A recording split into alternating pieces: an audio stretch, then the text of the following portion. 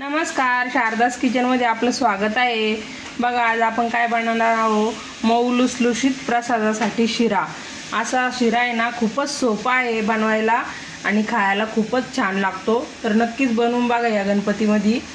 तर चला पटकन रेसिपीला सुरू करूया। आवडल्यास व्हिडिओला लाईक आणि चॅनलला सबस्क्राइब करायला विसरू नका। हे बघा, इथं आपण कढई ठेवून घेतलेली आहे।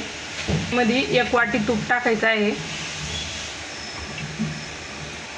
तूप थोडं गरम झालं का, हे बघा 1 केळ घेतलेला आहे, त्याचे असे बारीक तुकडे करून त्याच्यात टाकायचे।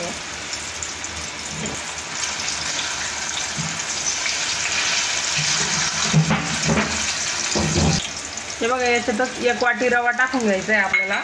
रवा आणि केळ आपल्याला चांगलं तुपामध्ये परतून घ्यायचं आहे। हे केळ वितळून जातात तुपामध्ये।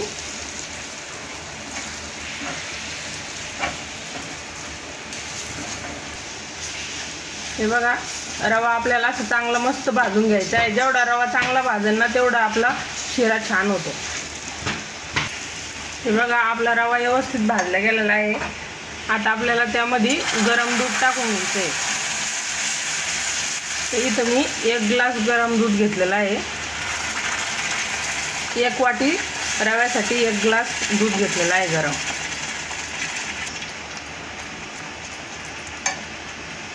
हे बघा, हे काजू बदाम थोडे घेतलेले आहे आणि याला जर तुम्हाला तळून घ्यायचं असेल तर तुम्ही तळून घेऊ शकता, पण मी इथं कच्चे टाकलेले आहे, तर छान लागते कच्चे पण। थोडं इलायची पावडर टाकायचं, थोडासा खोबऱ्याचा किस, व्यवस्थित मिक्स करून घ्यायचं।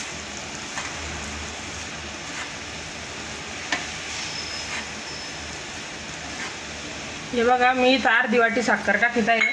साखर तुम्ही तुमच्या आवडीनुसार कमी जादा करू शकता। तुम्हाला जर गोड जास्त हवा असेल तर तुम्ही थोडी जास्त साखर टाकू शकता। मिक्स करून घ्यायचे चांगले। हे बघा, मस्त साखर वितळलेली आहे। आता आपल्याला काय करायचं आहे, 1-2 मिनिटं एक वाफ काढून घ्यायची झाकण ठेवून। हे बघा, आपला प्रसादाचा शिरा इथं बनवून तयार आहे। कसा मऊ लुसलुशीत। आवडला असेल तर नक्कीच लाईक करा, शेअर करा, कमेंट करा। भेटूया आपण नवीन रेसिपीसोबत पुढच्या व्हिडिओमध्ये।